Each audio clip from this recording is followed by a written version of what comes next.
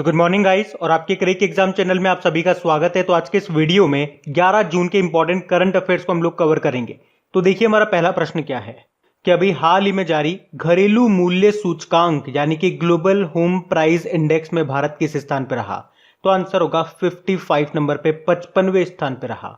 तो भारतीय संपत्ति बाजार है नाइट फ्रैंक और इसके वैश्विक घरेलू मूल्य सूचकांक 2021 के पहली तिमाही में भारत 55वें स्थान पर रहा है।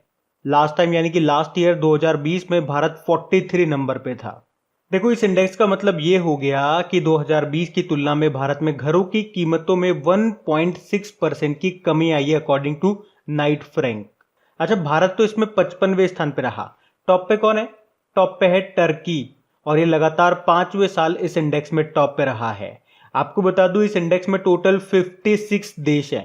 तो अब देख लो भारत 55वें स्थान पे, यानी कि भारत से नीचे केवल एक ही कंट्री है, वो है स्पेन। तो ये आपको ध्यान रखना है। अभी आपको याद होगा हमने कल ही पढ़ा था एनीमिया मुक्त भारत इंडेक्स 2020-21 आया था, उसमें टॉप पे कौन था? मध्य प्रदेश। उससे एक दिन पहले पढ़ा था नीति आयोग ने जो सस्टेनेबल डेवलपमेंट गोल इंडेक्स जारी किया था, उसमें टॉप पे केरल था। और सस्टेनेबल डेवलपमेंट गोल इंडेक्स आया था, उसमें भारत 117वां नंबर पे था और टॉप पे उसमें स्वीडन था। उसके अलावा जो परफॉर्मेंस ग्रेडिंग इंडेक्स आया था उसमें टॉप पे पंजाब रहा था। बाकी आपको याद होगा अभी वर्ल्ड इकोनॉमिक फोरम ने जो ग्लोबल एनर्जी ट्रांजिशन इंडेक्स 2021 को जारी किया, यानी कि वैश्विक ऊर्जा संक्रमण सूचकांक, उसमें भारत 87 नंबर पे था। टॉप पे स्वीडन था। और अभी जो यूनाइटेड नेशन ने वर्ल्ड हैप्पीनेस इंडेक्स जारी किया था उसमें भारत 139 नंबर पे था। टॉप पे फिनलैंड था।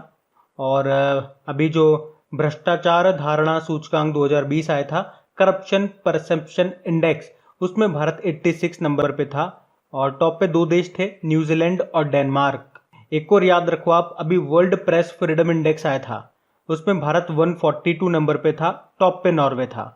तो ये भी आपको ध्यान रखना है। सारे इंपॉर्टेंट मैंने पॉइंट बताया आपको। बढ़ते हैं आगे। फिर देखिए अगला प्रश्न है, अभी हाल ही में भारत और किस देश के बीच में इंडो थाई कॉर्पोरेट अभ्यास का आयोजन हुआ? तो आंसर होगा थाईलैंड। तो याद रखना इंडो थाई कॉर्पोरेट एक्सरसाइज, ये इसका 31वां संस्करण था जो अभी 9 जून 2021 से शुरू हुआ। 3 दिनों तक ये चलना है और ये हो कहां पे रहा है? अंडमान सागर में हो रहा है। ये एक नौसैनिक अभ्यास है, नेवल एक्सरसाइज है और इसमें भारत का अपतटीय गश्तीपोत INS सरयू पार्टिसिपेट कर रहा है। अच्छा, ये तो भारत और थाईलैंड के बीच में एक एक्सरसाइज हो रहा है। अभी अमेरिका और सऊदी अरब के बीच में भी फाल्कन क्रूज 4 नाम से एक एक्सरसाइज स्टार्ट हुआ है। वो हुआ है अमेरिका और सऊदी अरब के बीच में। लेकिन आपके लिए ज्यादा इंपॉर्टेंट ये रहेगा भारत वाले, कि भारत किसके साथ एक्सरसाइज कर रहा है। वैसे थाईलैंड के साथ हम एक और एक्सरसाइज करते हैं, कौन सी? मैत्री एक्सरसाइज। देखो भाई 2021 में कुछ इंपॉर्टेंट एक्सरसाइज हम लोगों ने किए, वो मैं आपको याद दिलाऊं। एक तो भारत और USA के साथ साथ में हमने वज्र प्रहार नाम का एक्सरसाइज किया था हिमाचल प्रदेश के बकलो में। और भारत और USA के बीच में अभी युद्ध अभ्यास नाम का एक्सरसाइज भी हुआ था राजस्थान के बीकानेर में, जो महाजन फील्ड फायरिंग रेंज है वहां पे। भारत और उज्बेकिस्तान के बीच में अभी दष्टलिक सेकंड नाम का एक्सरसाइज हुआ था उत्तराखंड के रानीखेत में। और खंजर नाम का एक्सरसाइज हुआ था अभी भारत और किर्गिस्तान के बीच में, ये हुआ था बिश्केक में। वैसे फ्रांस के साथ भी हमने एक एक्सरसाइज किया, वरुण, ये अरब सागर में किया था। और फ्रांस के साथ अभी एक्सरसाइज डेजर्ट नाइट 21 भी हमने किया था जोधपुर में। अब बात यहाँ पे थाईलैंड की हो रही है, तो ये रहा मैप में थाईलैंड। देखो इसकी कैपिटल बैंकॉक है, करेंसी क्या है इसकी? बहत है। बढ़ते आगे। फिर बताइए हाल ही में किसे पेन पिंटर प्राइज 2021 से सम्मानित किया गया? तो आंसर होगा टित्सी डेंगा रेम्गा। कुछ अजीब सा नाम है, आप इसकी स्पेलिंग देख लीजिए। तो ये जिम्बाब्वे की लेखिका है टित्सी डेंगा रेम्गा और इन्हें पिछले साल भ्रष्टाचार के विरोध में जो जिम्बाब्वे की कैपिटल है हरारे, वहां से गिरफ्तार किया गया था और अभी उन्हें उनकी book ability to capture and communicate vital truths even amidst time of upheaval के लिए पेन पिंटर पुरस्कार 2021 से सम्मानित किया गया है।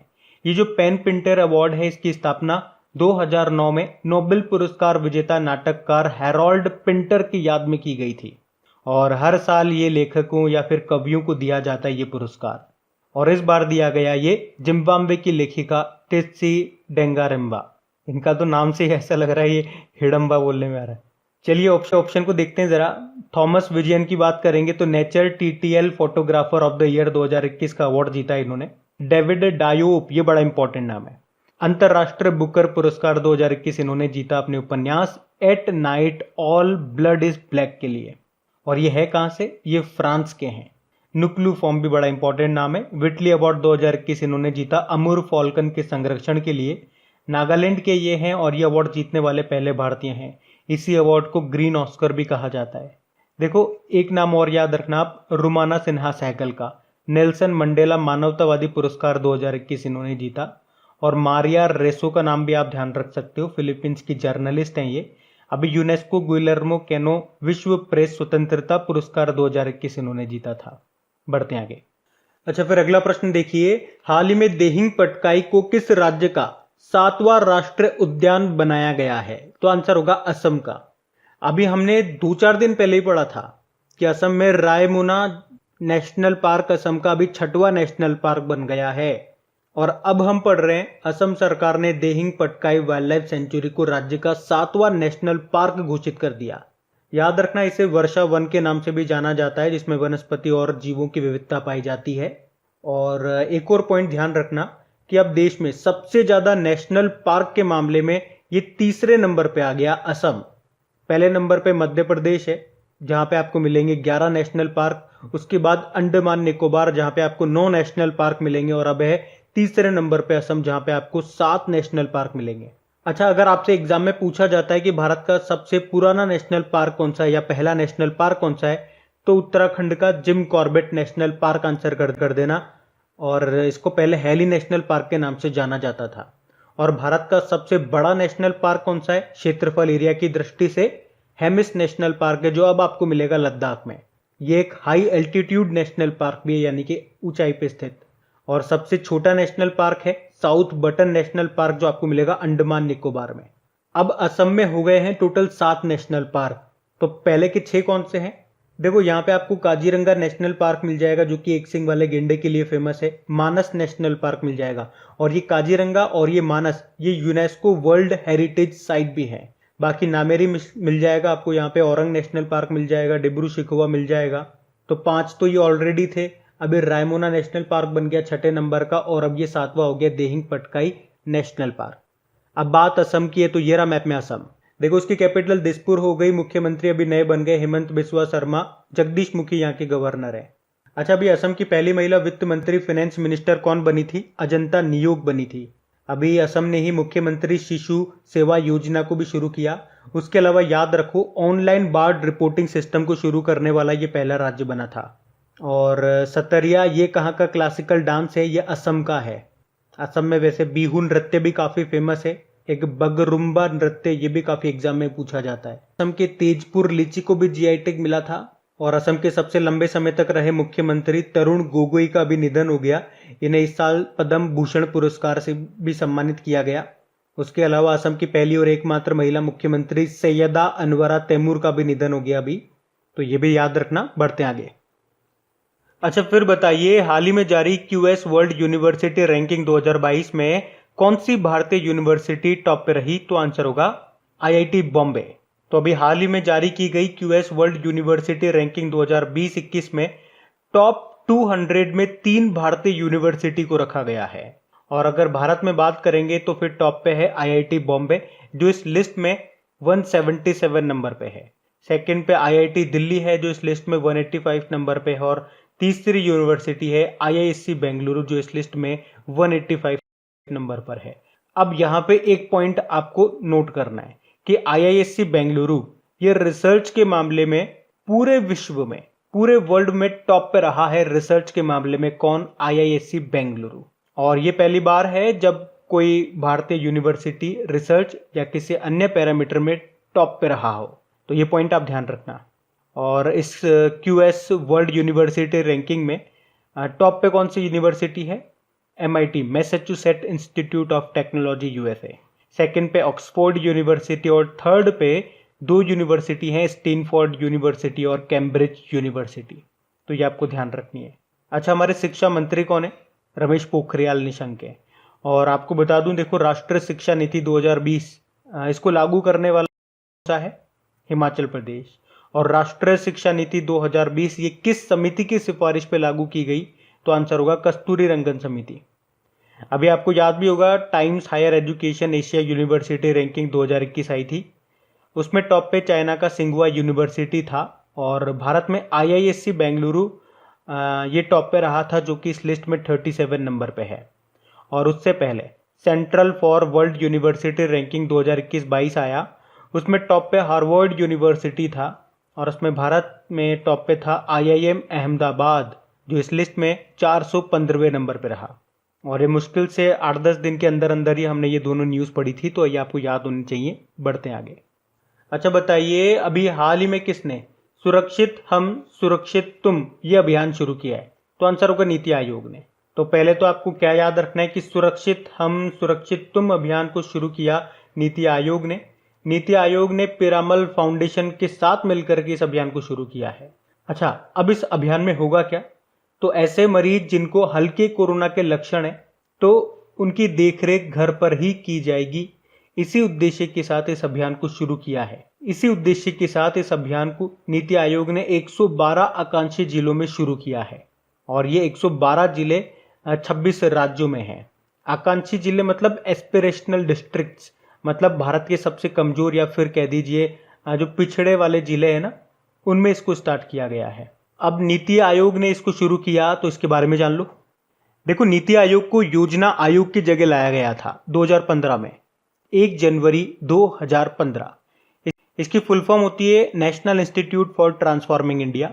देखो, याद रखना, इसके अध्यक्ष भारत के प्रधानमंत्री होते हैं, जो वर्तमान में नरेंद्र मोदी हैं। उपाध्यक्ष राजीव कुमार हैं और इसके CEO का नाम भी याद होना चाहिए, अमिताभ कांत है। बाकी अभी आपने पढ़ ही लिया है, नीति आयोग ने सस्टेनेबल डेवलपमेंट गोल इंडेक्स 2020-21 को जारी किया, जो कि इसका तीसरा संस्करण था। उसमें टॉप पे केरल रहा था, लास्ट में बिहार रहा था।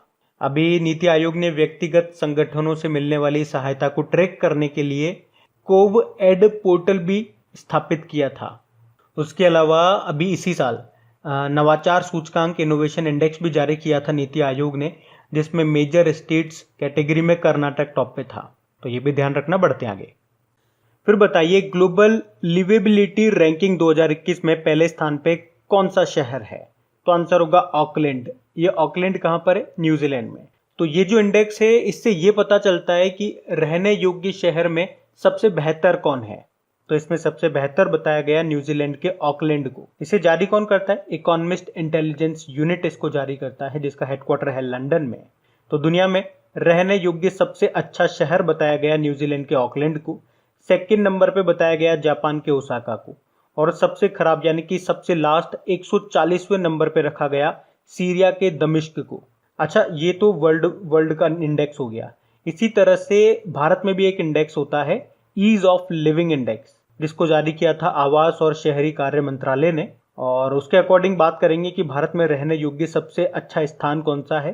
तो देखो, इसमें भी ऐसा है, 10 लाख से ज़्यादा आबादी में बात करोगे तो फिर बेंगलुरु टॉप पे आता है, और 10 लाख से कम आबादी में बात करोगे तो फिर शिमला टॉप पे रहता है।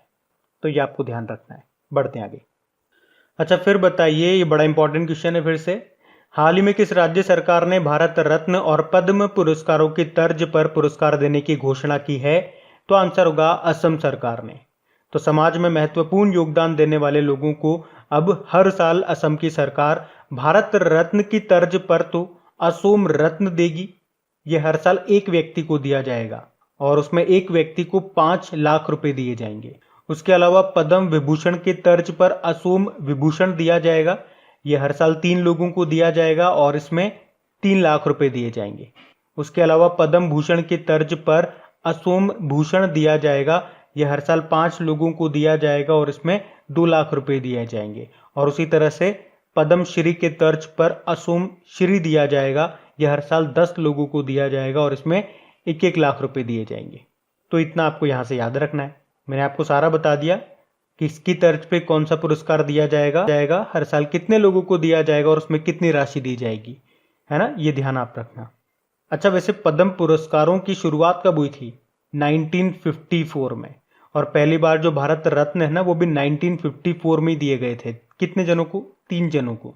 चलो बता दो वो 3 जने कौन कौन है जिनको पहली बार भारत रत्न मिला था। भारत रत्न ये भारत का सर्वोच्च नागरिक सम्मान है। ये मिला था सबसे पहले सीवी रमन, राजगोपालाचारी और सर्वपल्ली राधाकृष्णन को। और अभी लास्ट 2019 में भी 3 लोगों को ही मिला था, प्रणब मुखर्जी, नानाजी देशमुख और भूपेन हजारिका को। वैसे इस साल तो भारत रत्न तो मिला नहीं, लेकिन अगर मैं आपसे पूछूं कि किस देश के पूर्व प्रधानमंत्री को पद्म विभूषण से सम्मानित किया गया, तो जापान के जो पूर्व प्रधानमंत्री रहे शिंजो अबे। और इससे पहले वाले साल यानी कि 2020 में किस देश के पूर्व प्रधानमंत्री और राष्ट्रपति को पद्म विभूषण दिया गया, तो इनका नाम अभी हमने पढ़ा भी था, मॉरिशस के थे ये। मॉरिशस के पूर्व प्रधानमंत्री अनिरुद्ध जगन्नाथ। क्यों पढ़ा था इनका नाम? अभी इनका निधन हो गया अभी, इसीलिए। और 2021 में बात करेंगे तो देखो पद्म विभूषण ये भारत का दूसरा सर्वोच्च नागरिक सम्मान है जो इस बार 7 लोगों को मिला। पद्म भूषण मिला है 10 को और पद्म श्री मिला है 102 लोगों को। तो ये सारे इंपॉर्टेंट पॉइंट्स मैंने आपको एक साथ बताए। असम के बारे में हम पीछे बात ही कर चुके हैं, तो अभी हम बढ़ते हैं आगे। अच्छा, फिर बताइए हाल ही में किस देश ने क्रिप्टो करेंसी है बिटकॉइन उसको देश की वैध यानी कि लीगल करेंसी घोषित कर दिया? तो आंसर होगा अल सल्वाडोर। तो याद रखना ये अल सल्वाडोर ये विश्व का पहला देश बन गया है जिसने बिटकॉइन को लीगल करेंसी घोषित कर दिया है। बिटकॉइन ये एक क्रिप्टो करेंसी है। क्रिप्टो करेंसी मतलब एक वर्चुअल करेंसी है जो ऑनलाइन चलती है, मतलब रियल में नहीं है। जिसे आप अपनी करेंसी होती है ना, हाथ लगा करके देख सकते हो, वैसा नहीं है। क्रिप्टो करेंसी वर्चुअल करेंसी है। ये बिटकॉइन है, ये जो विश्व की पहली क्रिप्टो करेंसी है। ये 2009 में आई थी। और इसका जनक कौन है? इसके जनक हैं सातोशी नाकामोतो, ये जापान के हैं। वैसे अल सल्वाडोर में जो लीगल करेंसी चलती है वो तो यूएस डॉलर है। अभी आपको याद होगा कि किस देश ने क्रिप्टो करेंसी पर रोक लगा दी थी? टर्की ने लगा दी थी, उसके बाद चाइना ने भी लगा दी। और अभी फेसबुक ने अपनी क्रिप्टो करेंसी का नाम लिब्रा से बदल के क्या कर दिया? डायम कर दिया, डायम। और अभी यूके जो है ये ब्रिटकॉइन नाम से अपनी डिजिटल करेंसी बनाने की संभावना तलाश रहा है। बाकी अल सल्वाडोर की बात करेंगे तो ये रहा मैप में अल सल्वाडोर। देखो उसकी कैपिटल सैन सल्वाडोर होती है और इसके प्रेसिडेंट है नायब बुकेले। अभी मार्च में आपको याद होगा हमने पढ़ा था कि मलेरिया मुक्त होने वाला मध्य अमेरिका का ये पहला देश बना और संपूर्ण अमेरिका का ये तीसरा देश बना है अल सल्वाडोर। बढ़ते आगे। फिर बताइए भारत पे ये किस वर्ष तक आईसीसी का आधिकारिक भागीदार बन गया है? तो आंसर होगा 2023 तक। तो याद रखना जो भारत पे है ये 2023 तक आईसीसी का ऑफिशियल पार्टनर बन गया है। भारत पे इसकी शुरुआत 2018 में हुई थी और इसके सीईओ कौन है? अश्नीर ग्रोवर है। अच्छा, वैसे आप मुझे बता सकते हो क्या आईपीएल 2021 का जो टाइटल स्पॉन्सर है वो कौन है? वीवो है, वीवो। और अभी 2021 के जो बचे हुए मैचेज है वो कहाँ पे होंगे? यूनाइटेड अरब अमीरात में। ये इसका 14वां संस्करण है। इससे पहले वाला 13वां संस्करण था 2020 वाला, वो भी यूएई में ही हुआ था। और वैसे 2020 का टाइटल स्पॉन्सर कौन रहा था? ड्रीम 11। देखो आईसीसी की बात करेंगे, इसकी स्थापना 1909 में हुई। इसका फुल फॉर्म होता है international cricket council. Headquarter Dubai UAE में आपको मिल जाएगा। इसके सीईओ मनु सहानी है। और वैसे अभी इसके चेयरमैन कौन बने थे? ग्रेग बार्कले बने थे जो कि न्यूजीलैंड के हैं। अच्छा, आईसीसी से एक मोस्ट इंपॉर्टेंट क्वेश्चन जो आपके एग्जाम में आएगा ही आएगा। अभी इसने नया अवार्ड जो शुरू किया है ICC men's player of the month. तो अभी तक अप्रैल मंथ तक के सारे अवार्ड हमने पढ़ लिए हैं। देखो जनवरी में बात करते हैं, पुरुषों में तो अवार्ड मिला किसको? ऋषभ पंत को। महिलाओं में शबनीम इस्माइल को जो कि साउथ अफ्रीका से हैं। जनवरी का हो गया। उसके बाद फरवरी में बात करेंगे तो पुरुषों में आर अश्विन को चुना गया और महिलाओं में टेमी बेमॉन्ट को चुना गया जो कि इंग्लैंड से है। मार्च की बात करेंगे तो पुरुषों में भुवनेश्वर कुमार को चुना गया और महिलाओं में लिजेल ली को चुना गया जो कि साउथ अफ्रीका से है। उसके बाद अप्रैल मंथ की बात करेंगे तो अप्रैल मंथ का ये प्रश्न मैं आप लोगों के लिए छोड़ता हूं। बताइए ICC player of the month का अवार्ड में बात कर रहे हैं, अप्रैल मंथ का पुरुषों का अवार्ड किसे मिला? और साथ में ये भी बताओ महिलाओं का किसे मिला और वो किस कंट्री की है? बढ़ते हैं आगे। बताइए हाल ही में फोर्ब्स के द्वारा जारी भारत श्रेणी में विश्व सर्वश्रेष्ठ बैंक की 2021 की सूची में कौन सा बैंक टॉप पे रहा? DBS bank. इसका मतलब ये हो गया कि भारत में जितने भी नेशनल या इंटरनेशनल बैंक है ना, इंटरनेशनल बैंकों की जो ब्रांचेज है यहाँ पे, उनमें टॉप पे कौन है? तो याद रखना डीबीएस बैंक ये लगातार दूसरे साल इस लिस्ट में टॉप पे रहा है। सेकंड पे केरल में स्थित सीएसबी बैंक रहा। थर्ड पे आईसीआईसीआई रहा। फोर्थ पे एचडीएफसी रहा। पांचवें पे कोटक महिंद्रा बैंक रहा। छठे पे एक्सिस बैंक और फिर सातवें पे रहा एसबीआई। इस लिस्ट को जारी कौन करता है? फोर्ब्स जारी करता है। देखो डीबीएस बैंक की बात करेंगे तो ये एक सिंगापुरियन मल्टीनेशनल बैंक है जिसका हेडक्वार्टर है सिंगापुर, और इसके सीईओ और डायरेक्टर कौन है? पीयूष गुप्ता है ना। बढ़ते आगे। फिर बताइए हाल ही में किसने यूएस वुमेन ओपन का खिताब जीत लिया? तो आंसर होगा यूका सासो ने। तो ये फिलीपीन की गोल्फ प्लेयर हैं यूका सासो, और अभी इन्होंने जापानी नासा हातोका को हरा करके यूएस वुमेन ओपन का खिताब जीत लिया है। और इस तरह से याद रखना, ये पहली फिलीपींस की प्लेयर बन गई है ये खिताब जीतने वाली, और दूसरी खिलाड़ी बनी है एलपीजीए टूर टाइटल जीतने वाली। एलपीजीए मतलब क्या हो गया? Ladies professional golf association. अच्छा, फिल मिकेल्सन का नाम पढ़ा था हमने, इनकी उम्र 50 साल है, अमेरिकी गोल्फ प्लेयर है ये। अभी 2021 पीजीए चैंपियनशिप खिताब जीतने वाले सबसे उम्र दराज खिलाड़ी बने थे ये, तब हमने इनका नाम पढ़ा था। तो बात करेंगे कल के वीडियो में पूछे गए प्रश्न के उत्तर की। तो देखिए कल के वीडियो में आपसे प्रश्न पूछा था कि यूनाइटेड नेशन जनरल असेंबली के नए अध्यक्ष किसे चुना गया? अब्दुल्ला शाहिद को। और यह है कौन? ये मालदीव के विदेश मंत्री हैं। आप सभी ने प्रश्न का बिल्कुल सही उत्तर दिया है। और गाइस देखिए एक बार फिर से आप लोगों से रिक्वेस्ट करूंगा, क्योंकि वाकई बहुत मेहनत लगती है वीडियो तैयार करने में, और आप लोग देख भी रहे होंगे, महसूस भी कर पा रहे होंगे, बहुत दिल से इसे तैयार किया जाता है, पूरी मेहनत के साथ, पूरी शिद्दत के साथ, लेकिन फिर भी हमारे वीडियोस को रेस्पॉन्स नहीं मिल पा रहा है। तो एक काम आप लोग कर दीजिए, इसे शेयर कर दीजिए। कहाँ पे शेयर करोगे? जो भी आपके फ्रेंड्स हो गए, जो भी आपका स्टडी ग्रुप हो गया, व्हाट्सएप, फेसबुक, टेलीग्राम अगर आप यूज़ करते हो तो वहाँ अगर कोई आपके ग्रुप है, स्टडी ग्रुप है, तो वहाँ पे प्लीज़ एक बार इसे शेयर ज़रूर कीजिएगा। और अच्छा लगा हो तो लाइक ज़रूर कीजिएगा, क्योंकि पूरे वीडियो के बीच में आप डिस्टर्ब ना हो, इसलिए मैं कहीं पर भी आपको लाइक करो, शेयर करो, इस तरह की बात भी नहीं बोलता हूँ।